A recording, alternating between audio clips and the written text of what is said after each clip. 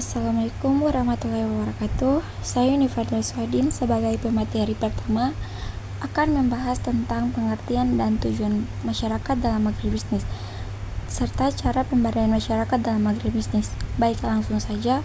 Pengertian pemberdayaan masyarakat merupakan proses pembangunan sumber daya manusia atau masyarakat untuk meningkatkan kemampuan pribadi, kreativitas, kompetensi, dan daya pikir. Pemberdayaan masyarakat juga dapat diartikan sebagai upaya untuk memberikan kekuatan atau daya kepada masyarakat. Pemberdayaan masyarakat dalam agribisnis adalah upaya untuk meningkatkan partisipasi masyarakat dalam pembangunan pertanian.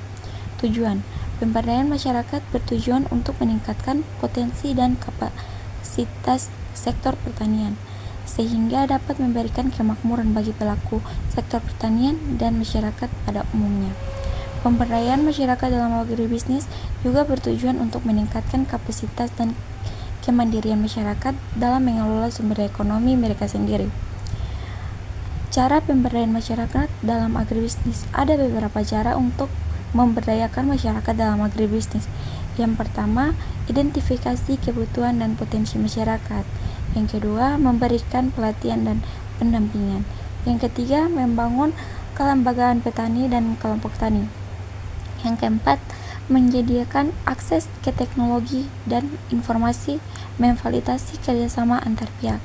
Yang kelima, membangun sumber daya manusia. Yang keenam, memupuk modal masyarakat. Yang ketujuh, mengembangkan usaha produktif. Yang kedelapan, meningkatkan efisiensi dan produktivitas. Yang kesembilan, memperbaiki sarana dan prasarana ekonomi dan sosial. Sekian presentasi saya. Selanjutnya akan dilanjutkan oleh Rizka Minhadi. Halo, saya Rizka Minhadi. Di sini saya sebagai pemateri kedua akan melanjutkan pembahasan tentang bentuk-bentuk program pemberdayaan dalam agribisnis serta unsur-unsur masyarakat dalam agribisnis. Baik, langsung saja.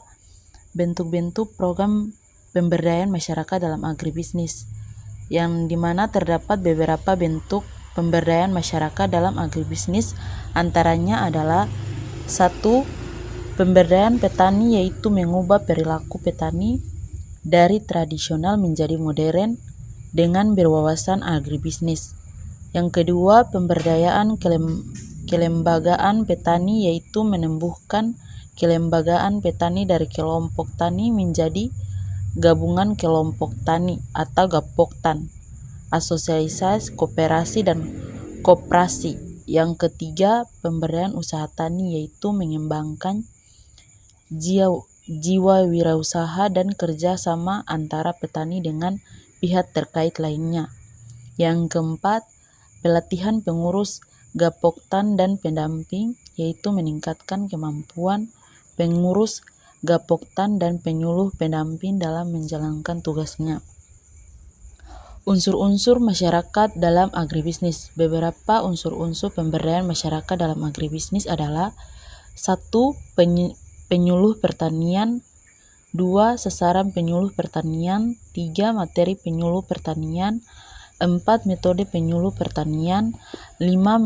Media penyuluh pertanian, 6. Waktu penyuluhan pertanian, 7. Penyuluhan pertanian.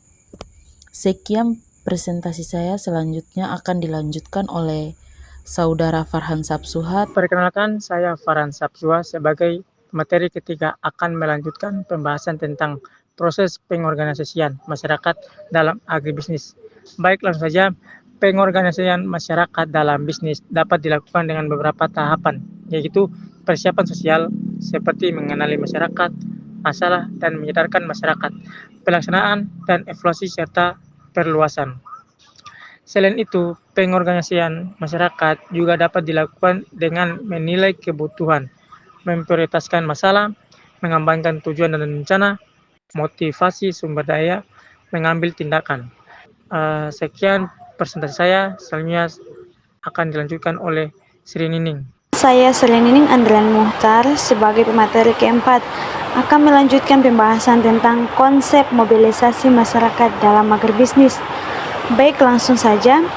Konsep mobilisasi dalam masyarakat agribisnis bisa diartikan sebagai upaya untuk mengatasi masalah yang dihadapi petani dan buruh tani. Mobilisasi petani bisa dilakukan dengan berbagai cara, seperti menuntut agar semua hasil pertanian dimasukkan dalam harga dukungan pemerintah, menuntut penghapusan utang bagi petani, menuntut pensiun bagi petani dan buruh tani, menuntut kompensasi bagi keluarga petani dan terbunuh. Mobilisasi sosial juga tidak bisa dilakukan dalam waktu singkat, melainkan membutuhkan komitmen selama 3 tahun. Praktek mobilisasi sosial dilakukan melalui 5P, yaitu pemerintah, pendampingan, pelembagaan, pengelolaan, dan pembelajaran. Sekian presentasi saya selanjutnya akan dilanjutkan oleh Nurjumiati Ansar. Halo, perkenalkan saya Nurjumiati Ansar sebagai pemateri kelima akan melanjutkan pembahasan tentang konsep partisipasi masyarakat dalam agribisnis. Baik, langsung saja. Konsep partisipasi masyarakat dalam agribisnis adalah keterlibatan masyarakat secara aktif dan sukarela dalam kegiatan agribisnis. Partisipasi masyarakat dapat dilakukan dalam berbagai bentuk, seperti menanam tanaman pangan, mengikuti rapat pembentukan badan usaha milik desa atau BUMDes, mengikuti pelatihan bidang usaha, berpartisipasi dalam kegiatan kelompok tani, dan berpartisipasi dalam penyuluhan mengenai tanaman pangan. Adapun beberapa langkah yang dapat dilakukan untuk memperkuat partisipasi masyarakat adalah memperkuat narasi solidaritas sosial, gotong royong, dan empati masyarakat, membangun ruang untuk mengelola partisipasi masyarakat di tingkat pusat dan daerah, dan penguatan jejaring struktur. Sekian presentasi saya, selanjutnya akan dilanjutkan oleh Eva Pratiwi.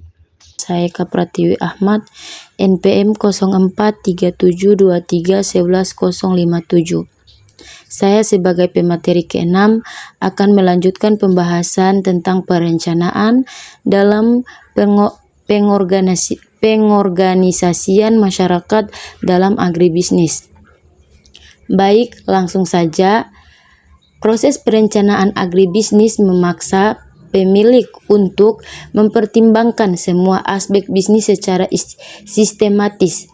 Hal ini membuat pemilik lebih memahami bisnis, industri, dan lingkungan pasar tempat bisnisnya beroperasi. Perencanaan dalam pengorganisasian masyarakat agribisnis meliputi 1. Mengumpulkan fakta dan informasi. 2. Menganalisis situasi dan masalah. 3. Memperkirakan perkembangan. 4. Menetapkan tujuan. 5. Mengembangkan alternatif tindakan. 6. Mengembangkan sarana evaluasi. 7. Menafsirkan program, rencana, dan kebijakan. 8. Mendorong pertumbuhan dan perkembangan. 9. Membina hubungan dengan karyawan. 10. Mengusahakan iklim yang mendukung keberhasilan. Perencanaan agribisnis juga didasarkan pada partisipasi masyarakat dengan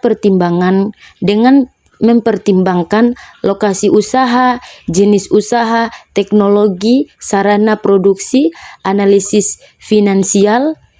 Sekian presentasi dari saya sebagai pemateri terakhir. Terima kasih. Wabillahi taufiq wal hidayah. Wassalamualaikum warahmatullahi wabarakatuh.